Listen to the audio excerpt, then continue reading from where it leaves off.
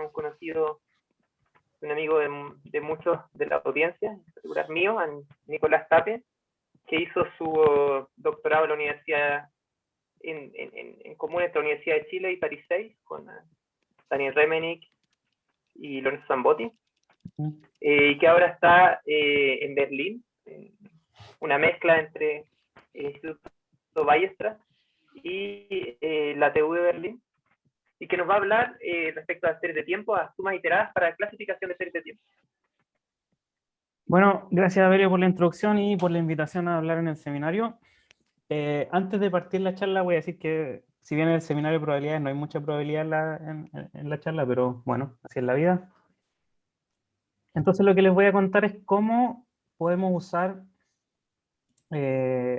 sumas iteradas, ya voy a explicar lo que es, para hacer clasificadores de series de tiempo en una dimensión y vectoriales también.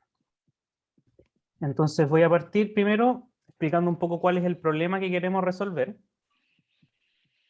y fijando un poco de notación. Entonces partimos con una serie de tiempo, ¿cierto? Que es simplemente un vector de puntos. N grande va a ser siempre el horizonte temporal, entonces el número de observaciones que tenemos. Y en este caso es una observación real. Entonces estoy observando solo una cantidad en n más 1 puntos. Y eso lo voy a denotar por los valores x0 hasta xn. Entonces lo que nos interesa y que tiene aplicaciones en varias áreas de la ciencia de datos, por ejemplo, como reconocimiento de patrones, por ejemplo, para reconocer si un electrocardiograma tiene anomalías o no, sirve para reconocer también escritura.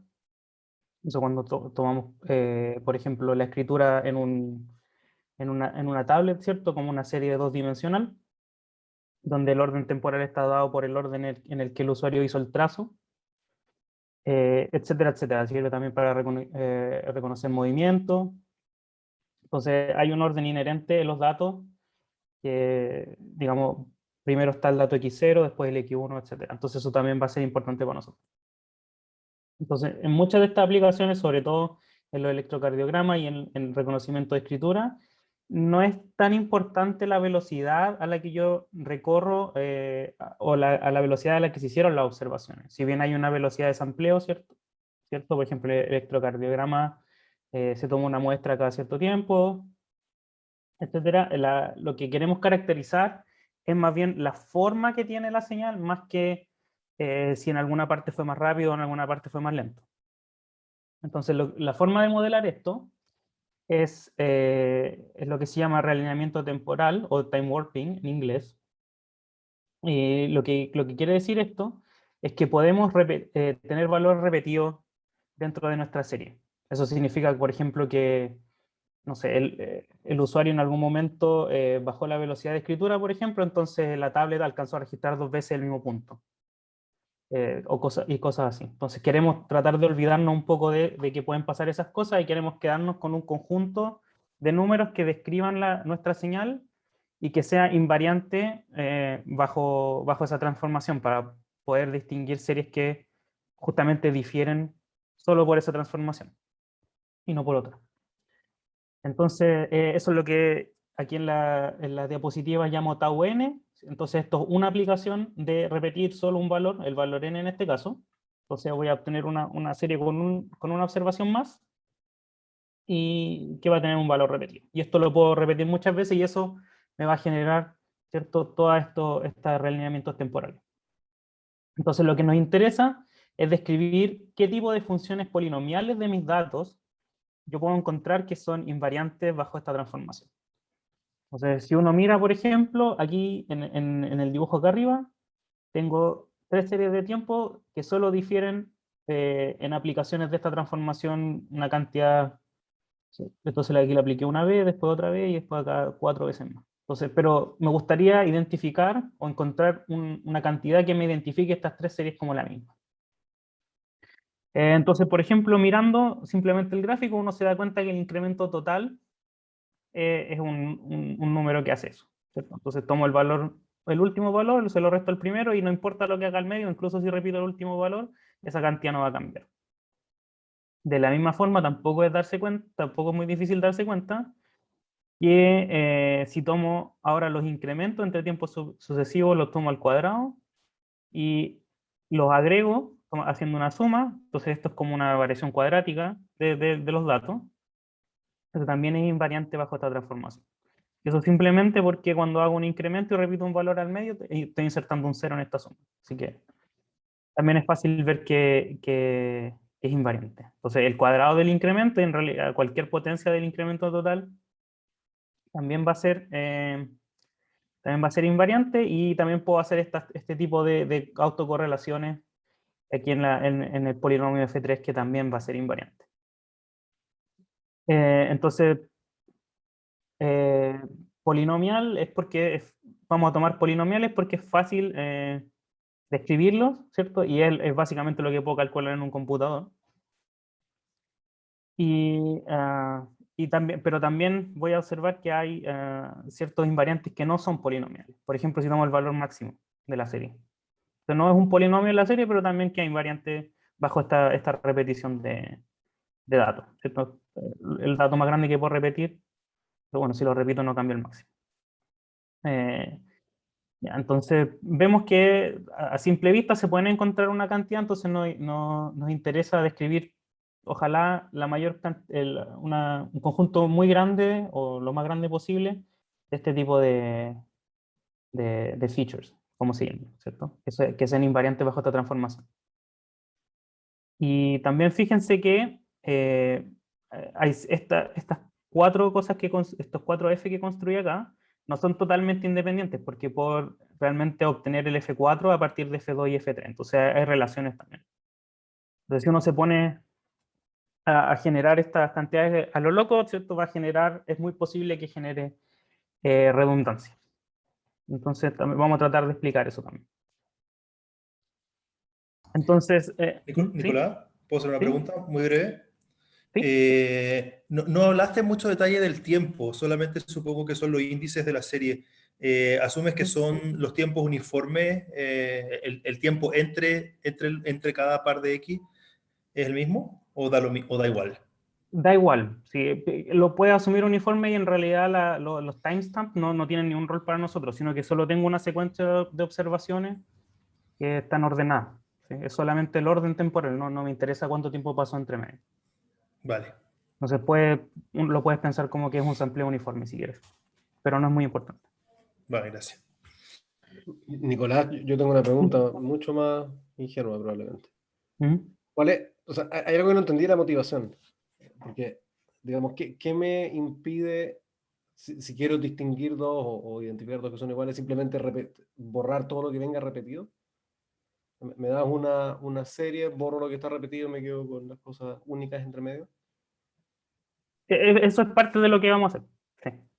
Ya, O sea, es algo que hay que hacer, ¿cierto? Es borrar todo lo que está repetido. ya, entonces significa Sí, que pero hay algo a priori yo no sé si es algo que está repetido porque la serie era así o porque alguien lo agregó, ok, ya, ok, ahora sí, ¿cierto? entiendo, gracias. Esa era la pregunta. Entonces no puede llegar y borrar. Ya. O sea, al final resulta que sí, pero a priori uno no sabe. Entonces, resulta que hay una clase de funciones polinomiales que justamente codifica este tipo de invarianza, y es lo que se llama funciones cuasisimétricas. Entonces vamos a decir que una función cuasisimétrica, un polinomio, es cuasisimétrico si es que tiene esta simetría, ¿cierto? Que es que tomo un orden de los índices, que los voy a pensar como índices de tiempo aquí, pero en realidad son solo los índices de las variables. Y cuando tomo un monomio, si mantengo los exponentes iguales y solo hago, ¿cierto? Desplazo los índices, los coeficientes en el polinomio van a ser los mismos. Entonces, esta es otra forma de codificar esta invarianza, como vamos a ver. Entonces, ciertos ejemplos, eh, toda función simétrica, si es que las conocen, son cuasi simétricas. Eso tampoco es muy difícil de ver. Y aquí tengo un par, bueno, tengo cuatro.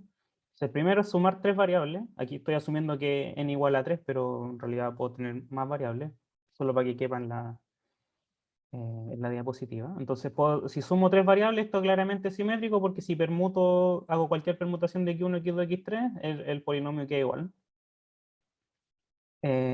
También puedo tomar estos productos ordenados, ¿cierto? X1 con X2, X1 con X3, X2 con X3, y aquí es donde se empieza a ver un poco el rol que juega el orden de las variables.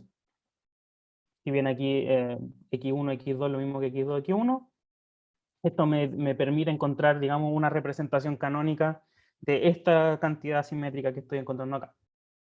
En general puedo hacer sumas de cualquier potencia, eso también va a ser simétrico, y también puedo hacer cosas más raras, como esto que está acá, que tampoco es muy difícil probar que es simétrico, porque si permuto X1, X2, X3, cada uno de los términos queda igual, así que en realidad tomar una permutación no hace nada.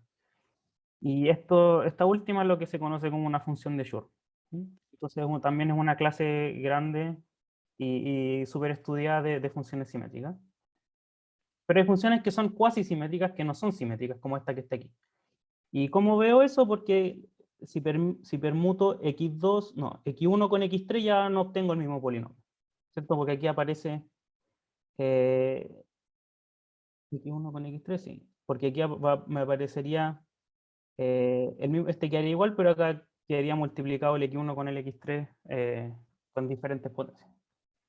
Entonces, se rompe, no es invariante bajo permutación, pero sí tiene esta propiedad de que si tomo los índices ordenados y los voy desplazando y miro los coeficientes que tiene enfrente cada monomio, se mantienen iguales. Y las potencias siempre son las mismas, es 1, 2, 1, 2, 1, 2, y los índices se van corriendo de 1 en 1. Entonces, básicamente es lo que me está viendo la definición de acá. Resulta que uno puede encontrar puede probar varias cosas sobre estas funciones cuasisimétricas. Por ejemplo, si multiplico 2, sigue siendo cuasisimétrico, cosa que no pasa con las funciones simétricas necesariamente. Y, y también puedo encontrar una base, al menos como espacio vectorial, del espacio de estas funciones simétricas. Entonces, si miro todas estas funciones simétricas, tengo una forma fácil de generarla al menos linealmente, que es tomar estas funciones como la que está acá, ¿cierto?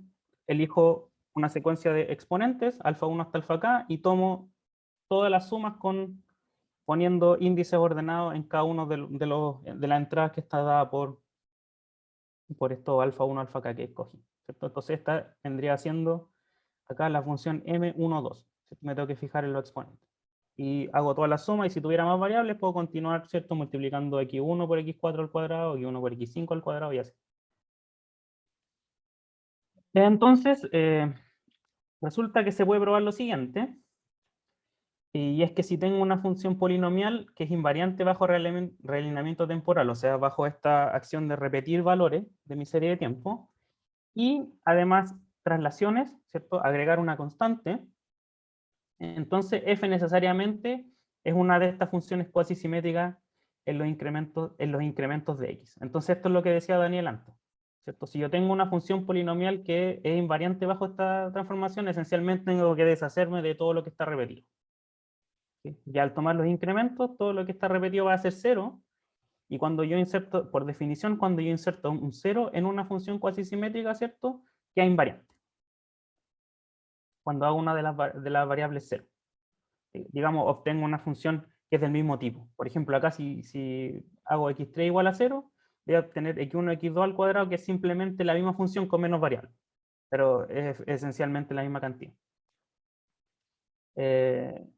Claro, entonces eso caracteriza, al menos en una dimensión, todas las posibles cantidades polinomiales de mis datos que son invariantes bajo esta transformación.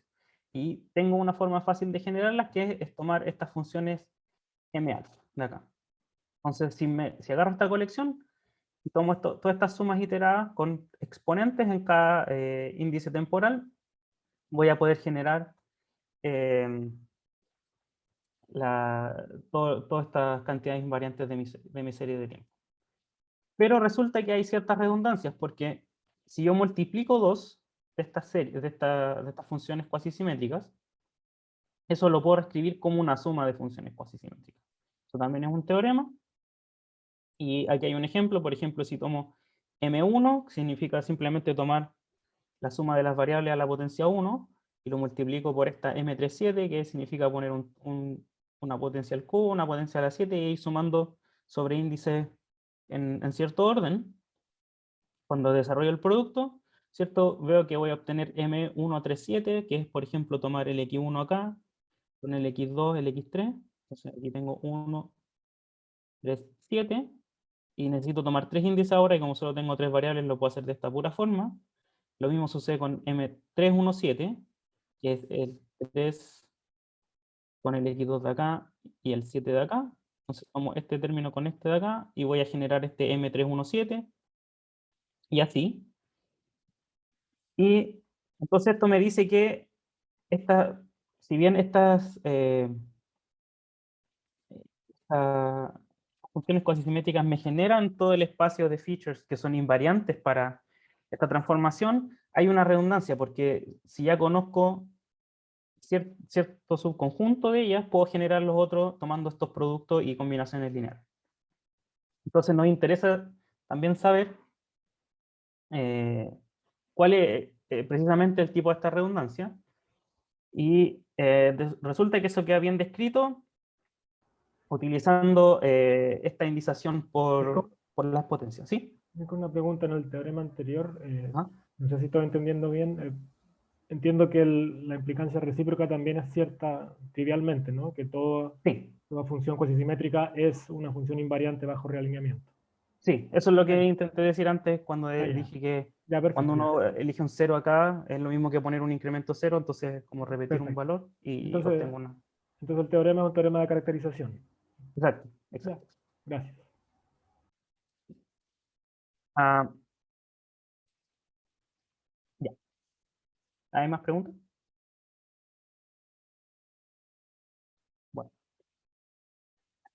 Entonces, lo que hacemos para describir este tipo de relaciones que son no lineales en el fondo, porque, digamos, esta relación es en cierto modo cuadrática en estos features, ¿cierto? Solo estoy multiplicando 2 y lo puedo reescribir como una suma de cosas que puedo ya conocer. Tenemos que identificar estos multiíndices con una palabra, ¿sí? Porque los multiíndices tienen un orden y ese orden está fijo, ¿cierto? Si aquí doy vuelta, por ejemplo, el 137 con el 317, estos no me generan la misma función, porque el orden de las potencias está intercambiado. Esta tiene un x1 potencia 1, un x2 a la potencia al cubo y un x3 a la potencia 7, y este tiene el x1 al cubo y el x2 lineal. Entonces el orden de estos exponentes es lo que básicamente caracteriza únicamente este M alfa. Una vez que elijo el orden de los exponentes, puedo escribir el polinomio completo. Entonces, lo que vamos a hacer va a ser tomar nuestros multiíndices e identificarlo con una palabra en el alfabeto, que son los naturales, ¿cierto? Entonces, básicamente una secuencia ordenada de naturales, mayor o iguales que 1, de largo K, que es el número de naturales que tengo, y le vamos a dar un peso, que es simplemente el grado del polinomio que identifica, ¿cierto? Que es la suma de los exponentes de este polinomio en mi variable x1, x2, etc. Entonces, sobre estas palabras podemos hacer varias operaciones. Una es concatenar, que es simplemente pegar los índices y obtener un multiíndice más largo. Y trivialmente, ¿cierto? Si tomo el grado del polinomio que genero simplemente pegando los índices, voy a obtener un polinomio que el grado es la suma. Entonces, me puedo aprovechar, y ya lo vimos de cierta forma acá, que tengo, además, los exponentes se suman entre ellos, ¿cierto? No simplemente puedo poner uno al lado del otro, que es lo que pasa cuando tomo el x1 y lo multiplico con el x2, x3, ¿cierto? Aquí simplemente tomé el 1 de acá y lo puse al lado del 3 y del 7, sino que también puedo tener variables que coinciden, ¿cierto? Puedo tomar el x1 y multiplicarlo con este término de acá para obtener un x1 a la 4. Entonces aquí está este 4, 7 de aquí, que va a salir de la multiplicación de estos dos términos. Entonces, esa es la otra operación que necesito, y es aprovecharme de que estos enteros yo los puedo sumar. Entonces, teniendo esas dos operaciones, puedo definir recursivamente un nuevo producto, ¿sí? Un producto entre estas palabras, que se llama producto de quasi-shuffle, y que está definido recursivamente de esta forma. Entonces, lo que hago es tomar la palabra de la derecha, sacar el último índice y hacer el quasi shuffle de que ya es más corto, entonces ya lo conozco. Hago lo mismo con el alfa, ¿cierto? Tomo la última letra de aquí del alfa, la pongo al final y hago el quasi shuffle de lo que me quedó. O puedo tomar la última de beta, la última de alfa, ¿cierto? Y sumarlo. Y eso va a corresponder simplemente a lo que vimos en el ejemplo de acá. Entonces puedo tomar el 7 aquí con el 1 y sumarlo. Eso quiere decir que estoy tomando el x3 con el x3 de acá y lo estoy haciendo coincidir. O puede coincidir el x1 con el x1 de acá.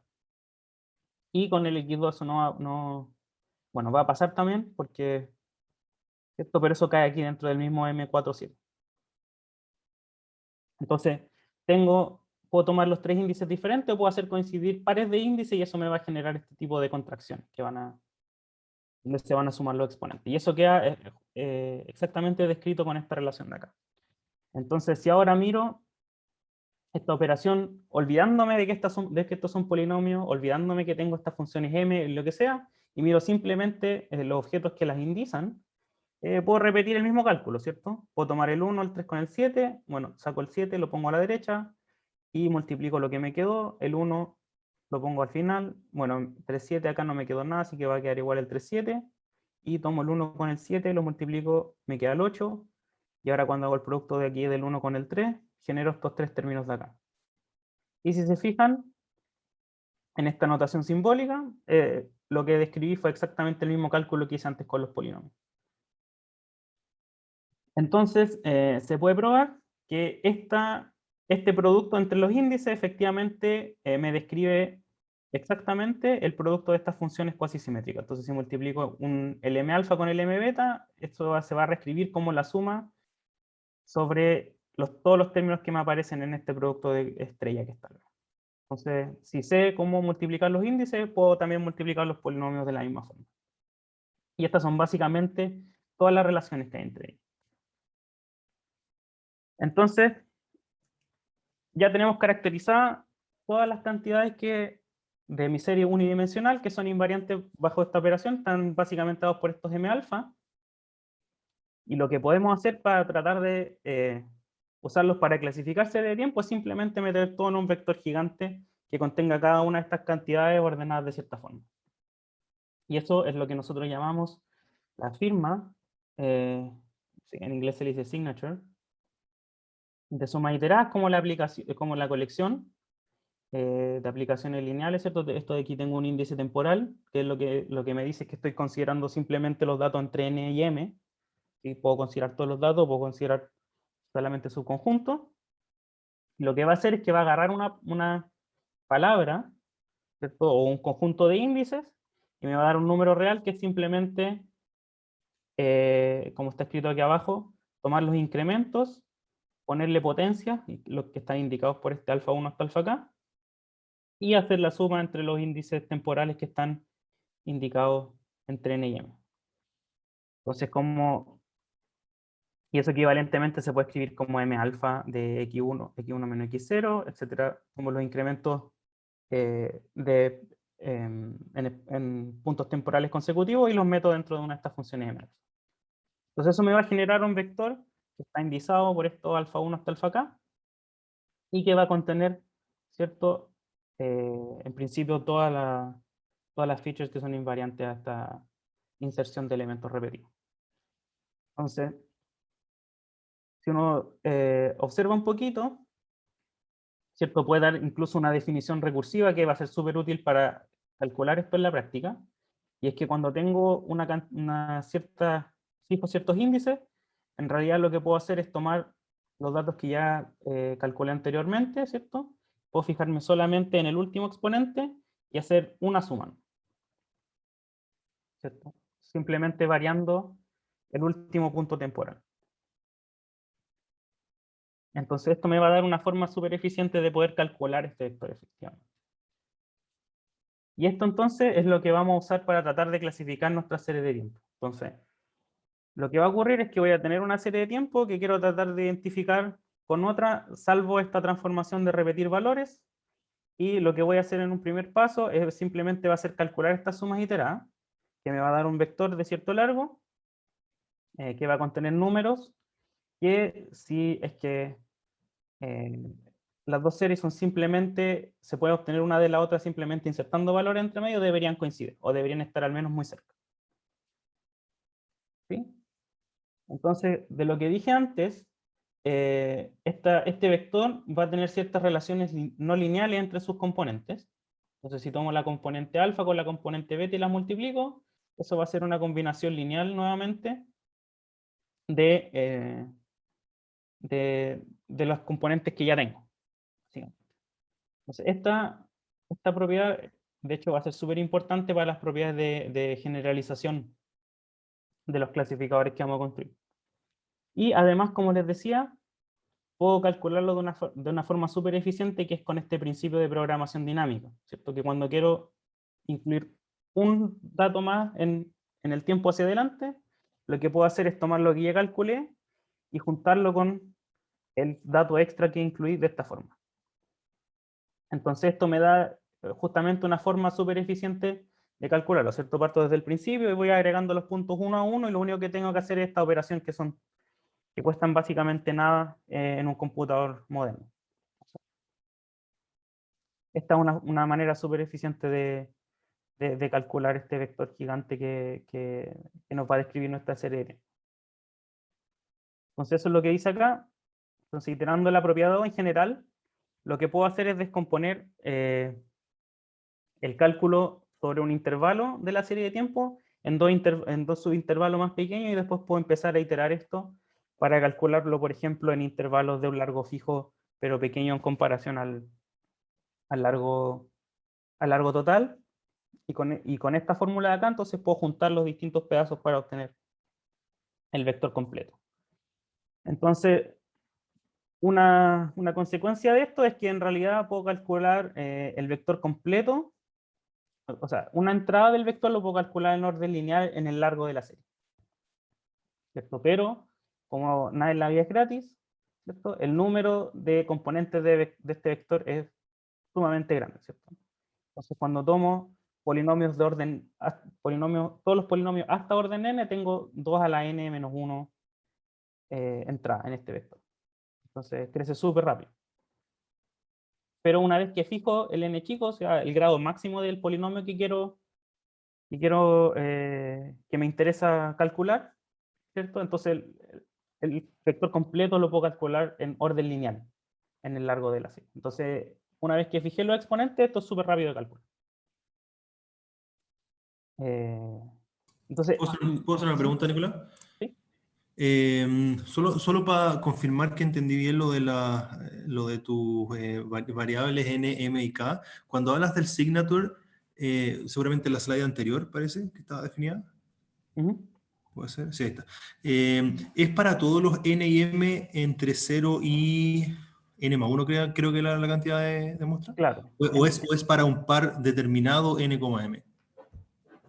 Esto está definido para cualquier par n, m. Entonces, eso lo puedes tomar como un hiperparámetro de tu modelo. Entonces, puedes elegirlo, o puedes elegir el intervalo completo, o puedes dividir la serie en 4 partes y calcularla en cada uno de los subintervalos, etc. Ah, vale, ya. Es algo que se puede elegir. Se me perdió la otra hora. ¿Y el K? ¿Cómo sabes cuántos términos tomar? ¿También es un hiperparámetro? También es un hiperparámetro. Sí. Ya, Este ya. n chico, es que aquí le puse n minúsculo igual que el de acá, pero no son el mismo, ¿cierto? Este es el grado máximo del polinomio que voy a calcular. Y ese también lo puedo elegir. Ya, vale. Vale, Y gracias. de hecho lo que se hace en la práctica, o al menos lo que yo hice en los experimentos, es simplemente tomar la serie completa. O sea, el n de acá es 0, el m es n más 1, n grande más 1, y lo que puedo mover ahora es el grado máximo del polinomio que voy a calcular. Y digamos, en cierta forma, como esto va a contener en particular potencias de los incrementos, es como la autocorrelación del orden más grande que quiero mirar. Si quiero mirar, por ejemplo, solamente variación cuadrática, miro este n de acá sería 2. Ahora si quiero un skewness, lo podría poner igual a 3, etcétera, etcétera, y así lo pudiera aumentar. Vale. Bueno, gracias. Ya. Ya. Entonces esto, para los que saben algo de algoritmos de clasificación, parece mucho a lo que es una red neuronal convolutiva, ¿cierto? Lo que estoy haciendo básicamente es tomar un filtro, que en este caso esto es una red convolutiva usual, tomar un filtro que voy desplazando por mi serie, ¿cierto? Y voy calculando otro vector que contiene como una versión comprimida de mis datos. Entonces, en una red neuronal convolutiva, lo que voy haciendo es que tomo un filtro, en este caso de largo 3, y lo voy desplazando por mi serie, hago cierta operación, que en este caso es multiplicar, y después sumo los resultados, y esto me da como una compresión de cierto subconjunto de los datos. Entonces, en este caso, este 103, cuando lo miro a través de este filtro, se convierte en un 4. Y esto lo puedo usar repetidas veces para tratar de obtener alguna representación de mi serie de tiempos que me permita clasificarla de alguna forma. La diferencia con esto es que aquí puedo tomar datos que no necesariamente están contiguos uno al lado del otro, y esto con redes convolutivas es súper difícil de hacer. Se puede hacer, pero el número de operaciones que tengo que hacer crece muy rápido. Entonces, si se ponen a mirar, por ejemplo, hago estos 3 y lo desplazo de A1, también puedo hacer estos 3 y lo desplazo de A2 en 2, después puedo tomar otro filtro más chico de A2 y lo puedo desplazar de A1 en 1, lo puedo desplazar de A2 en 2, etcétera, para tratar de capturar correlaciones de más largo rango o de más corto rango dentro de mi representación en verde acá. El número de operaciones que tengo que hacer crece sumamente rápido, ¿cierto? Es binomial. El número de operaciones que quiero hacer. De todas formas, es lo que se hace en cierto algoritmo de clasificación como Rocket, por ejemplo, que es justamente una red convolutiva. Bien.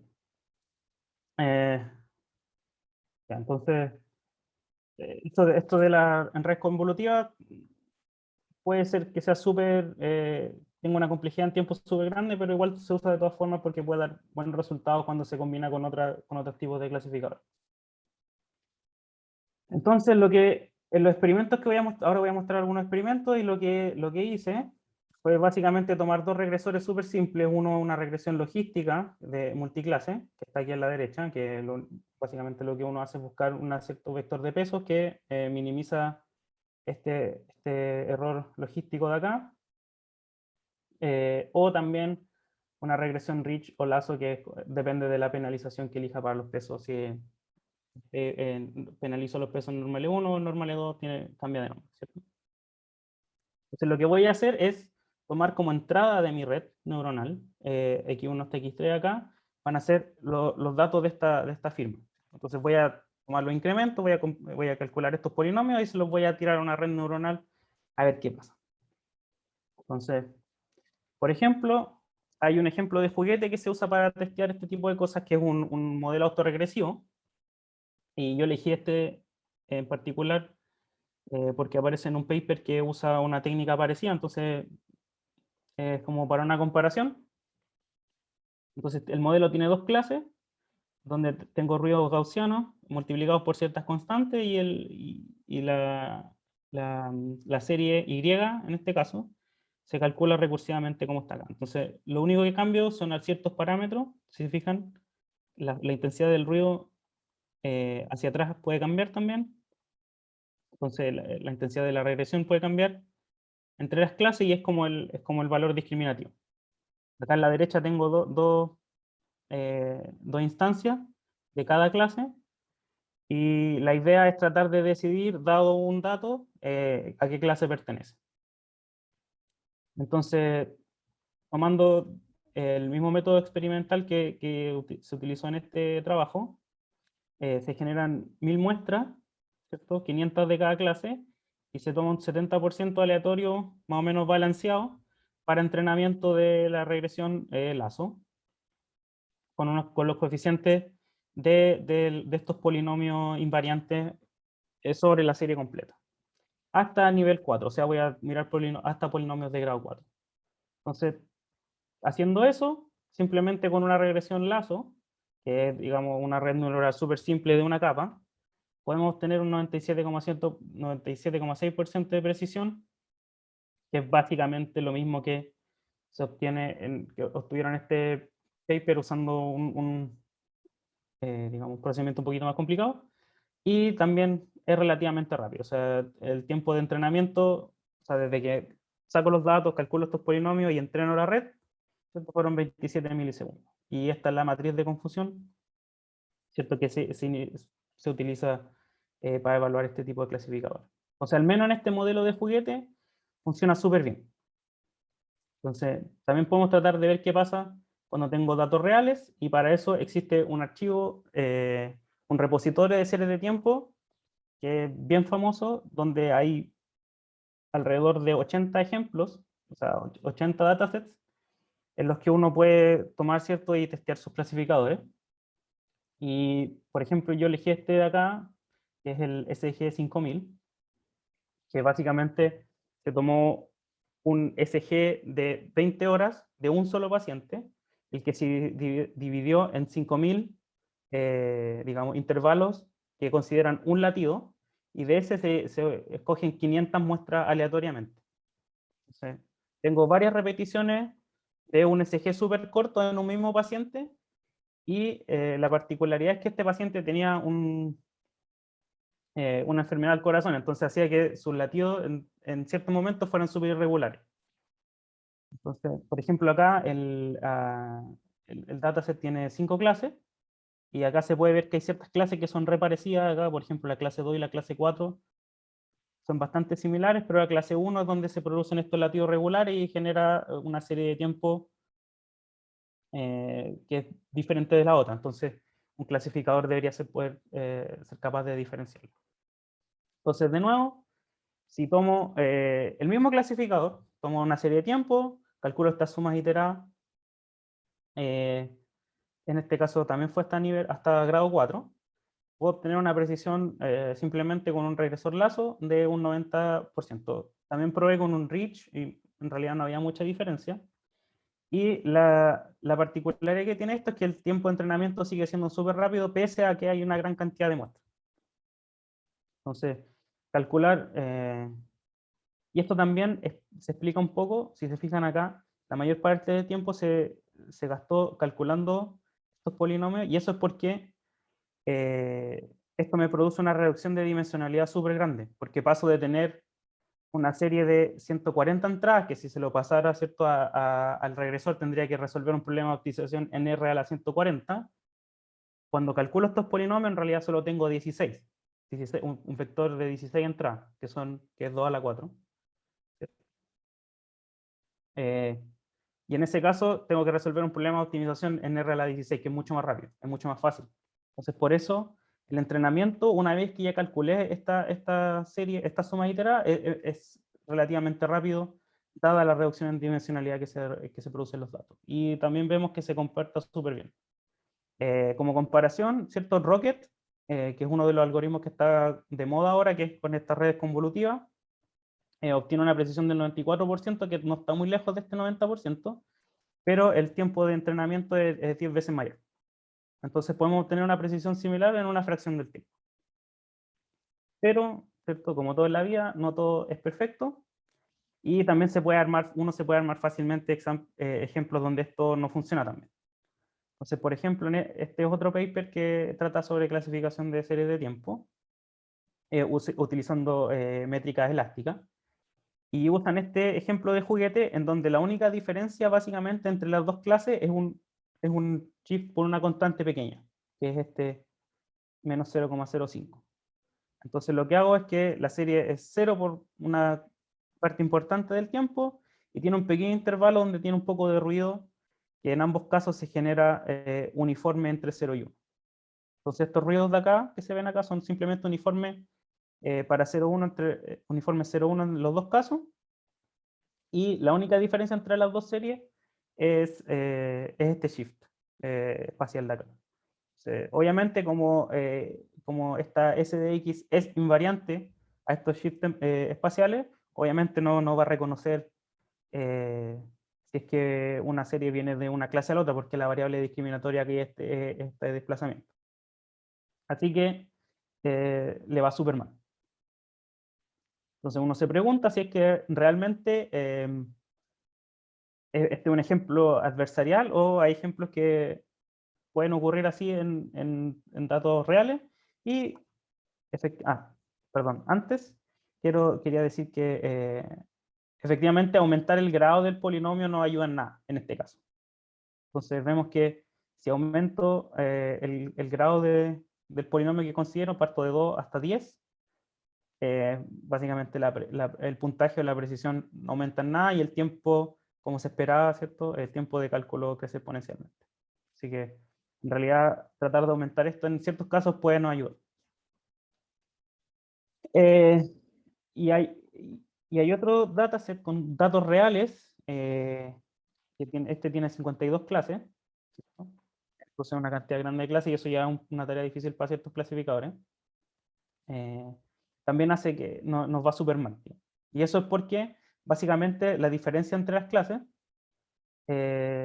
también la variable discriminatoria se queda eliminada, digamos, básicamente cuando calculo estas sumas iteradas.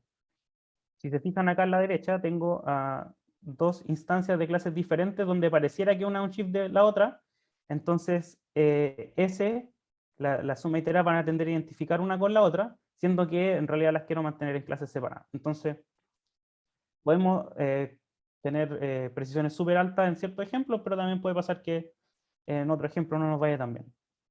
Entonces, como comparación de nuevo con Rocket, tiene una precisión de 19,5%, que tampoco es mucho mejor, y de nuevo el tiempo de entrenamiento es 3 veces más. Y está este otro clasificador que se llama TS-Shift, que fue desarrollado por esta gente, donde ellos tienen en este dataset una precisión del 96%, pero el tiempo de entrenamiento son 3 horas, casi 4 horas. Entonces, esto hace algo completamente diferente, pero también es uno de los modelos que está de moda ahora para hacer la clasificación de serie de tiempo. Entonces esto se puede tratar de superar aumentando este cálculo de sumas iteradas con otro tipo de transformaciones, y hay gente que ha hecho esto, donde ellos crearon un paquete que se llama sec2tens, donde lo que hacen es compartimentalizar la serie de tiempo en varios subintervalos y calcular otro tipo de cantidad. Ya, creo que voy súper mal de tiempo, ¿o no? ¿Cuánto me queda? ¿20 minutos, algo así? Digamos 15. Ya. ¿Está bien 15? Sí, pensé que me queda menos. Ya, entonces tenemos una implementación al menos con la que podemos jugar por el momento, de tratar de generar arquitecturas nuevas utilizando estas sumas iteras como entrada y metiéndolo a algún clasificador.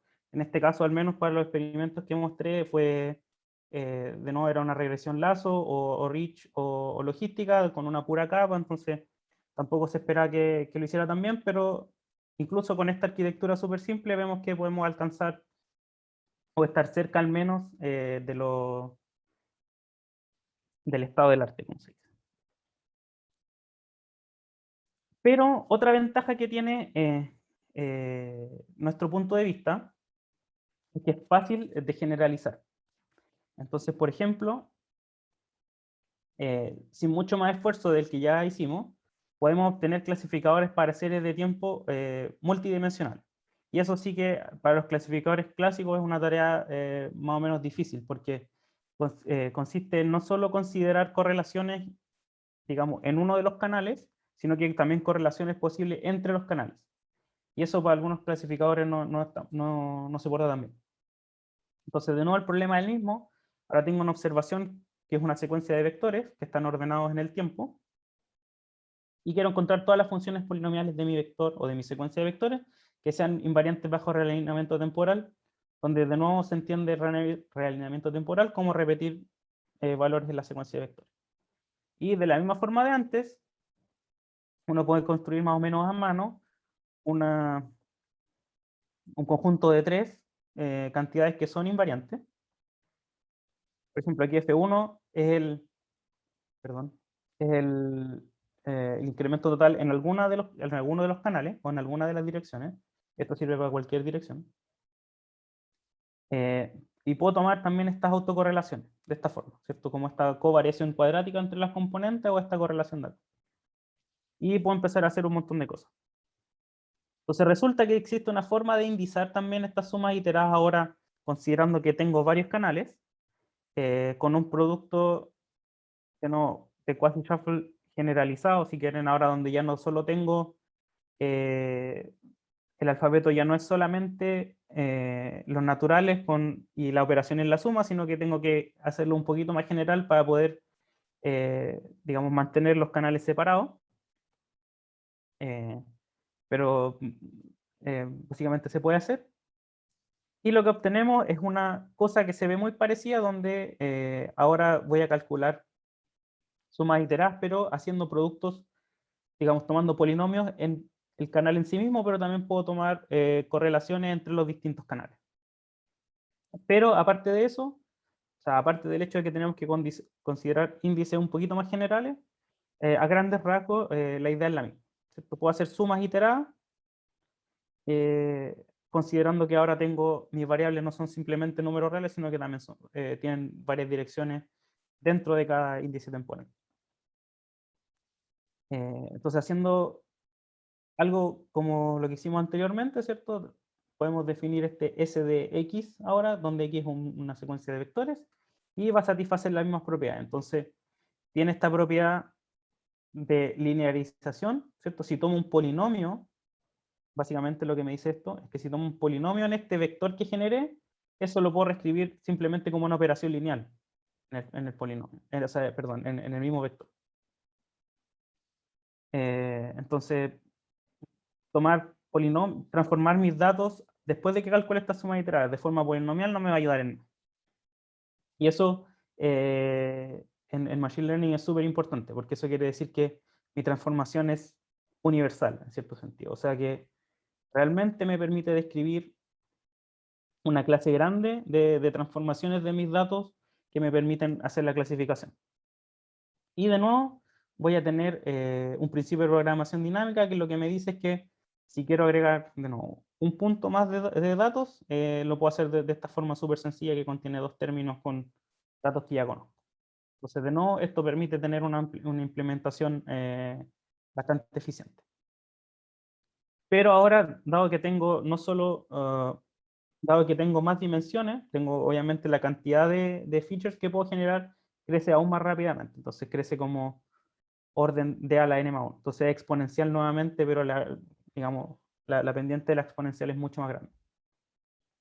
Entonces, en términos de tiempo, esto no presenta tantos problemas porque este n de acá lo voy a fijar de antemano. Pero si d es grande, esto en espacio puede hacer que no pueda calcular polinomios de grado muy grande, porque voy a ocupar mucho espacio de memoria rápidamente. Y como les decía, la propiedad 1 realmente implica esta propiedad de universalidad. Eso quiere decir que si tomo cualquier funcional continuo en el espacio de series, mi espacio de transformación, en mi espacio de datos, se puede aproximar por funcionales lineales de este vector de sumas iteradas. Y eso sale realmente de esta propiedad de acá. Esto que este vector transforma producto entre las componentes entre simplemente sumas. Y eso, como decía, es una propiedad deseable para los clasificadores. Pero también se puede probar que en realidad este vector de features que construí es mucho más estable. ¿Sí? Entonces, como decía, el cálculo de este vector se puede descomponer en una extensión polinomial.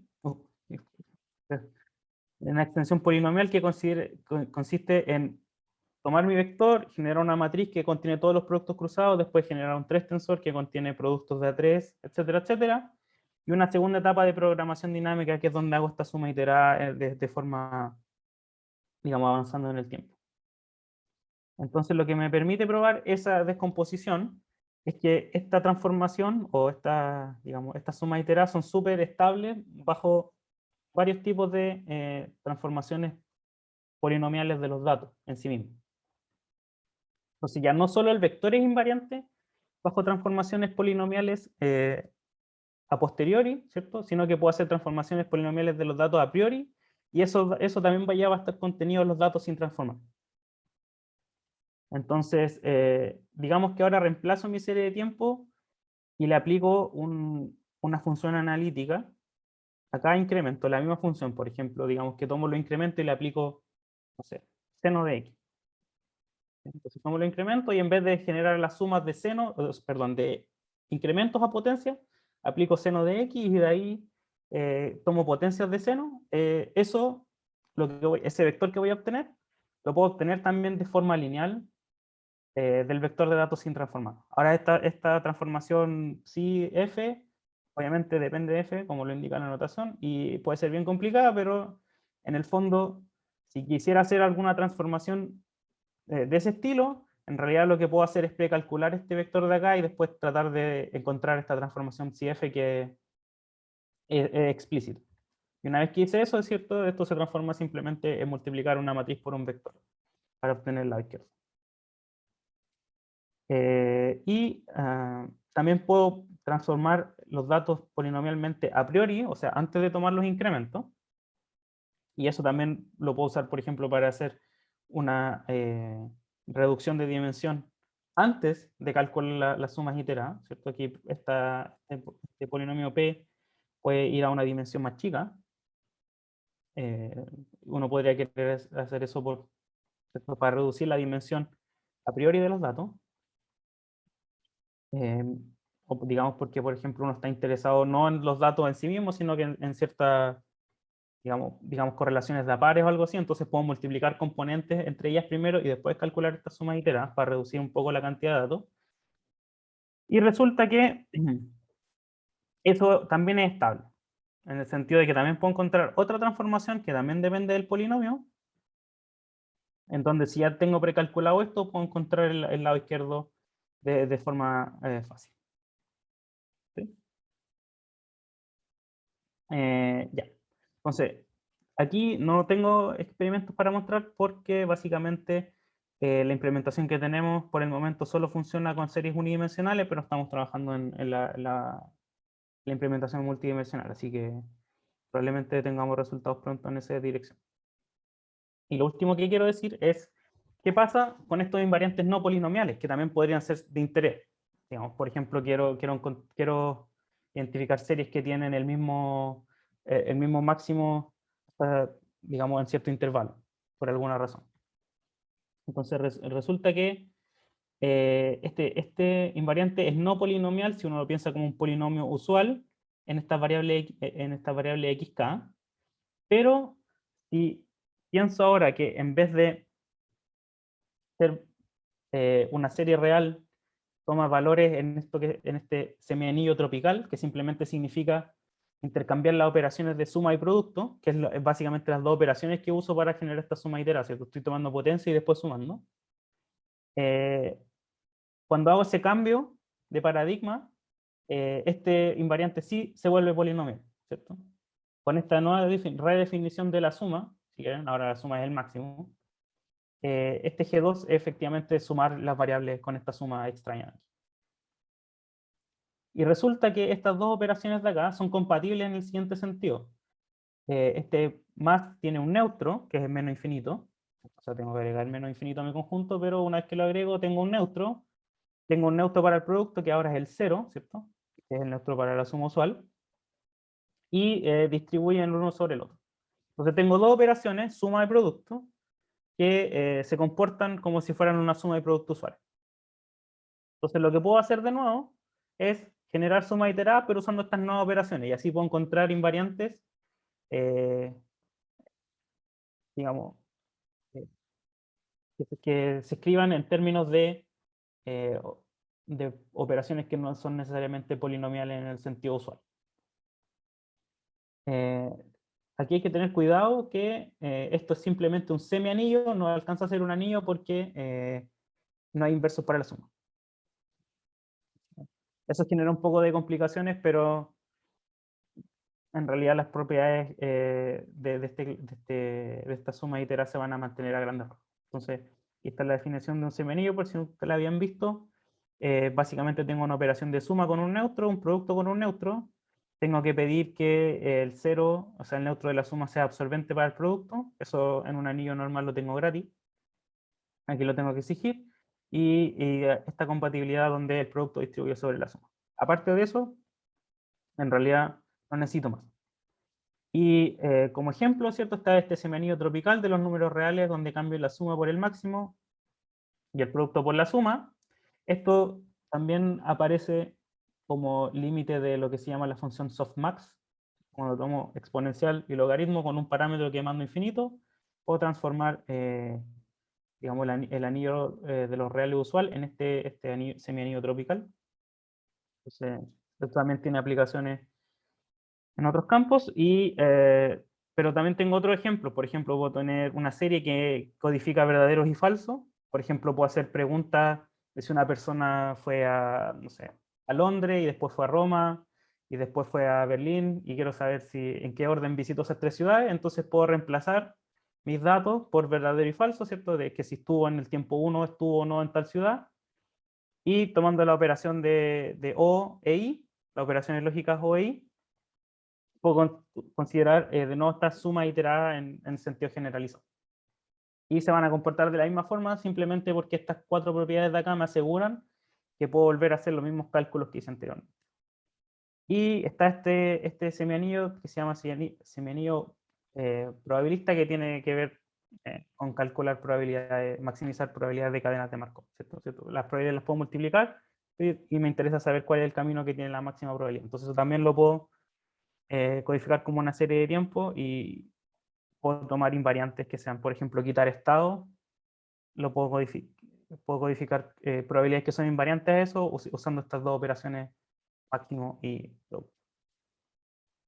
Entonces, como les decía, dado que tengo estas dos operaciones de suma y producto y que distribuyen una sobre la otra, etcétera, etcétera, puedo generar de nuevo el anillo, el semianillo de polinomios con coeficientes en A y puedo considerar de nuevo sumas iteradas, donde ahora las sumas iteradas se ven de una forma totalmente diferente, ¿cierto? Si vuelvo a tomar el M37 de antes con estas nuevas operaciones, entonces se transforman en esto, ¿cierto? Todos los productos se transforman en sumas y todas las sumas se transforman en máximos. Entonces puedo tomar cosas de este estilo. Y hay que tener otro cuidado, que es que acá hay ciertas operaciones que no hacen nada al nivel, bueno, que me generan m alfas diferentes, pero que al evaluarlo en mis datos no hacen nada. Entonces genero más redundancias que no son del tipo multiplicar dos cosas. Eso también hay que tener cuidado. Y eso también se puede tratar de quitar a priori. Entonces, de nuevo, dado una serie de tiempo ahora con valores en este semianillo, que puede ser, como dije antes, pueden ser los reales con este max y suma, para generar cosas de este estilo, o puede ser otro tipo de cosas. Puedo tomar estos m alfa, puedo insertar mi serie de tiempo en cada una de las variables y puedo obtener cosas que son invariantes de nuevo a repetir valores. Entonces, y resulta que este vector de nuevo va a satisfacer programación dinámica, o sea que lo puedo calcular de forma iterativa eficientemente, y de nuevo por la misma razón, ¿cierto? Solamente porque la suma distribuye sobre el producto en este sentido. Y la regla de producto es simplemente que se puede probar que estas series de sumas iteradas se comportan de la misma forma. Entonces, como para finalizar, las sumas iteradas son la clase más general de features que son invariantes bajo realineamiento temporal que puedo construir de forma polinomial de una serie de tiempo. Y sirven también sin mucho esfuerzo para el caso polinomial y para detección de ciertos patrones no suaves o no polinomiales, como el caso del máximo. Entonces, por el momento tenemos una implementación en Python, pero en el caso unidimensional, que es compatible con este kit de Machine Learning que fue como corrí todos los tests que le mostré. Existe la posibilidad también de extraer invariantes adicionales dentro de los invariantes que ya tengo. Entonces, en el caso cuando tengo una variable que la pienso a tiempo continuo, también se pueden extraer invariantes que son geométricos, o sea, son invariantes, por ejemplo, además de este realineamiento temporal, que sean invariantes bajo rotaciones, que sirve, por ejemplo, para tratar de detectar escritura, ¿cierto? No importa si una persona hace su firma así o la hace de otra forma. La puedo rotar en el espacio y me interesa también mantener esa simetría. Y como mencioné en algún momento, se puede extender esto usando kernels y, ¿cierto?, dividir mi serie de tiempo en subseries de largo más corto. Y también quería mencionar un trabajo que hice acá con datos que son inherentemente geométricos, en lo que se conoce como shape analysis, que también cae dentro de este contexto.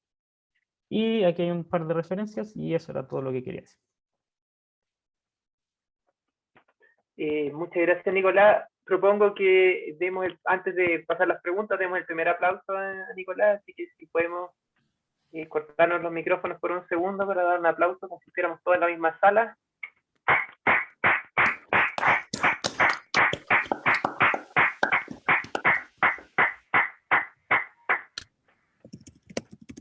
Perfecto. Entonces, han habido varias preguntas durante la charla, pero quizás quedaron algunas en el tintero, ojalá. No sé si pueden desbloquearse el micrófono y hablar directamente, porque estoy malo viendo todas. Yo tengo varias preguntas, pero hice un par, así que si alguien quiere hacer pregunta ahora, yo puedo esperar. O parte nomás, Felipe, y si alguien se motiva puede levantar la manita. Vale, parto. Tengo algunas preguntas, algunas más específicas, pero tengo una que siento que es más general, que vale la pena, yo creo, conversarla un poco. Lo que entiendo de el Signature Method o un poco extendiendo eso las cosas que mostraste, es que es como, o sea, finalmente estás calculando una característica de la serie de tiempo y con los ejemplos que mostraste, esa característica la puedes complementar con una regresión logística o una red neuronal o otras cosas para hacer clasificación. Entonces, mi pregunta es si el objetivo de esto es buscar una característica que parece ser universal y no depende del problema de clasificación específico en cuestión. Porque, por ejemplo, tú estás calculando el mismo feature para una serie de tiempo para clasificar, no sé, arritmia de no arritmia versus si el modelo es AR1 o es AR2. Claro. Entonces, esa es mi pregunta. Si efectivamente tú no miras las etiquetas de clase que tienes al calcular el feature, porque si las miraras seguramente el feature podría destilarse mucho mejor, o sea, por ejemplo, usar menos datos y ser computacionalmente más barato. Sí, tienes razón. Todo eso se puede hacer. Y es un poco lo que hacen esta gente de acá. Usa estas características y las combina con ciertas capas convolucionales y iteración de este cálculo de suma iterante. Se calculan una vez, después hacen una convolución, después calculan otra vez, etcétera, etcétera. Y eso lo usan para clasificación de audio y funciona súper bien. Entonces, dependiendo del problema, uno puede, digamos, complementar esta extracción de características con otro tipo de capas, si lo quieres ver así. Entonces, esto vendría siendo como una capa que tú puedes insertar en tu pipeline y te va a dar, te va a generar esta invarianza bajo time warping automáticamente. Si es que eso es lo que te interesa. Vale. Claro, entonces, Ahí sí. pero puede pasar que hay ejemplos donde esas justamente sean las features que no interesan. Claro, claro, estoy de acuerdo. Sí, sí, sí. Entonces tampoco la idea es generar una extracción de características que funcione para todos los ejemplos, porque eso no se puede, pero... Por supuesto. No, vale. Vale. Otra pregunta que tenía es, está muy conectado con lo que pregunté al comienzo y tiene que ver con el tiempo. Supongo que en todas estas aplicaciones tú estás asumiendo que los datos son adquiridos uniformemente en el tiempo, o sea, en intervalos regulares me refiero, y no hay datos faltantes. Entonces, por ejemplo, en aplicaciones como en astronomía, cuando uno no decide cuándo mirar, o sea, es cuando el satélite pasa nomás y te muestra una intensidad de luz, y hay muchas regiones sin datos, después tienes hartos datos, y yo entiendo que en el método como tú lo propusiste, al final se hace como un stack de todas las observaciones y como que pierden el tiempo. Pero hay aplicaciones en donde precisamente es necesario ver la velocidad a la cual aparecieron los datos, porque es importante, en ese caso de astronomía en particular, saber a qué frecuencia oscila esa luminosidad. Entonces, si yo pierdo el tiempo, no sé si está oscilando rápido y mire poco, o está oscilando lento y mire mucho. ¿No hay alguna extensión que pueda incorporar el tiempo? O sea, a ver, como lo tenemos nosotros por el momento no, pero si tú usas la versión a tiempo continuo, que simplemente consiste en pensar que la serie de tiempo que está observando son simplemente sampleos de una señal que está de fondo que es continua, que está representada por ciertas observaciones en el tiempo. Lo que se hace cuando hay datos faltantes, por ejemplo, es agregar una dimensión extra e ir contando en qué momento me faltaron datos. Vale. Entonces, ¿sí? Entonces, ahora mi serie ya no va a ser unidimensional, pero cuando me falta un dato va a saltar a otra dimensión y se va a mover ahí. Cuando me faltó otro dato, faltar un dato de nuevo, y eso genera una serie de varias dimensiones en las que puedo, de cierta forma, codificar cuando es que me faltaban datos. Como agregar esta dependencia temporal extra.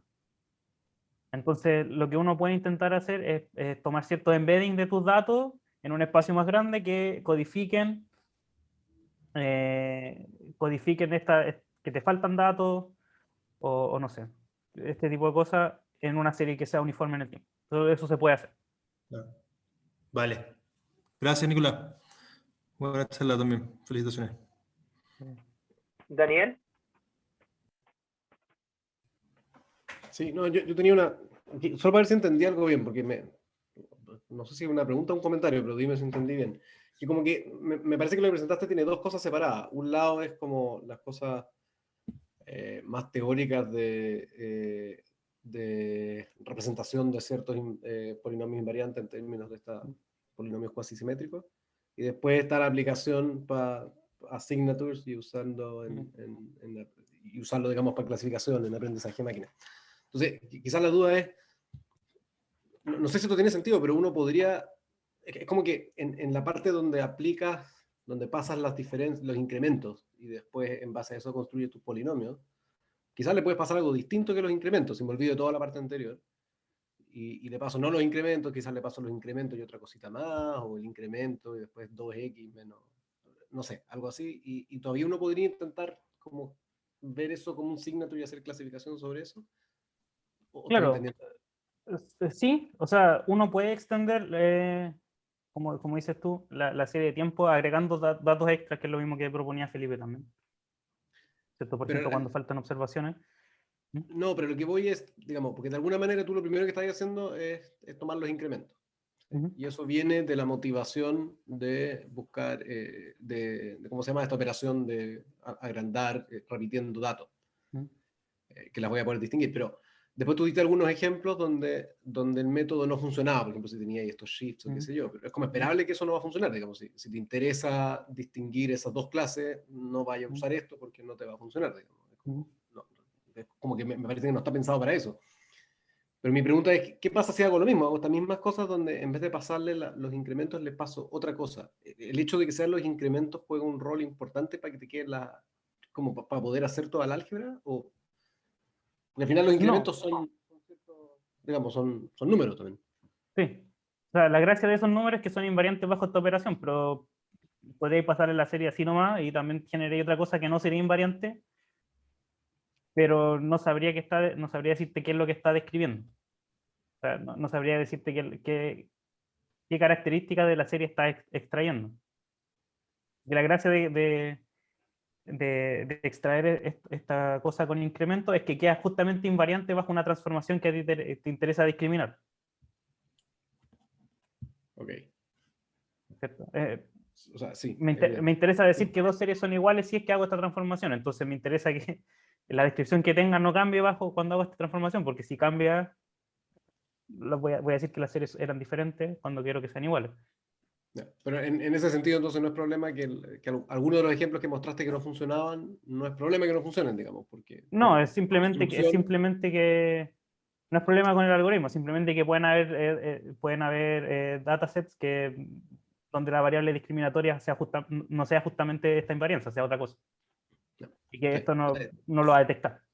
sí, O sea, ese es hubiese sido sorprendente y yo igual hubiera tenido, no sé, 95% de precisión. ya. Sí, pero puede pasar, entonces también no es una cosa que funcione en todos los casos y que sea universal. Entonces hay que acompañarlo con cross-validation, ¿cierto? Y con otras medidas de evaluar el modelo antes de llegar y aplicar. Ok. Pero puede pasar. Ya, sí, pero eso me aclara la filosofía de lo que traes. Gracias.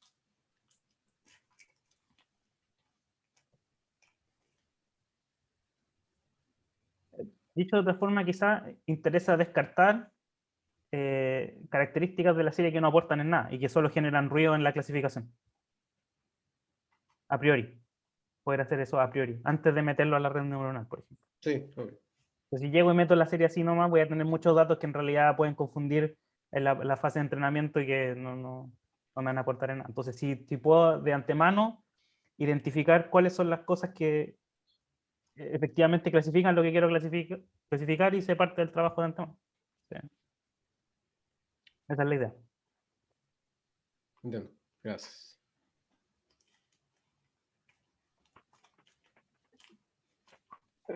Está bien, Daniel, ¿no? Sí. Sí. Esa- Yo tenía una pregunta, Nico, de un resultado que quizás no entendí bien o me sorprendió harto el resultado es CDF, donde podéis aplicar cualquier función analítica. Y de hecho, como que, digamos, no me quedó claro o cómo crece el grado, porque tú usaste el ejemplo de seno de X, pero yo dije, bueno, si hay dos variables, digamos, seno de X, no me queda con una función polinomial de...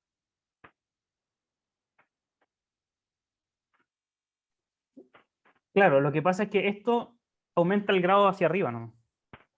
Cuando hago lo que no dije acá, que está medio escondido, es que esto tiene 0 en la parte constante. Entonces esta f no tiene constante. Si tuviera constante ahí tengo un problema, pero como no tiene constante y expando f como una serie, pero, solo me aumenta el grado de los polinomios. Entonces si estoy mirando polinomios hasta cierto grado, puedo detenerme en algún momento y miro solo lo que me queda hacia abajo. ya, pero de alguna manera este tiene que ser un polinomio, ¿no? No puede ser una función analítica cualquiera, porque si no te quedan grado infinito. ¿O no No, entendí algo? porque el grado solo va a aumentar cuando reemplazo f, ¿cierto? Cuando expando f como una serie infinita de los incrementos, y la empiezo a Claro. multiplicar consigo misma. Ya, pero digamos, ¿este es un polinomio o una función analítica? Es lo que dice la definición práctica. Es una serie. Puede tener infinitas potencias. Puede tener distintas potencias. ¿Y por qué el grado, digamos, ese psi de f no sería algo que tiene grado infinito? Porque lo que hace el psi de f es que extrae la parte del grado dado por u. Entonces esto tiene grado finito. Entonces lo que hago es parar mi serie en los polinomios hasta ciertos grados. Y como el f no tiene coeficiente constante, solo me agrega grado hacia arriba, no me deja... Correcto, ya entendí. Ya. Ahora. Muchas gracias. Quiero mirar un polinomio de grado u, de grado 5, entonces miro la parte de grado 1 de seno, pero también tengo que multiplicar en la parte de x cuadrado con las otras, pero nunca voy a tener una parte que no me agregue nada, ¿cierto? Siempre voy a ganar al menos una potencia. Ya veo. ¿Alguien tiene otra pregunta o comentario? No veo ninguna manito. Si no, propongo que le demos las gracias a Nico nuevamente. Liberando nuestros micrófonos y aplaudiendo.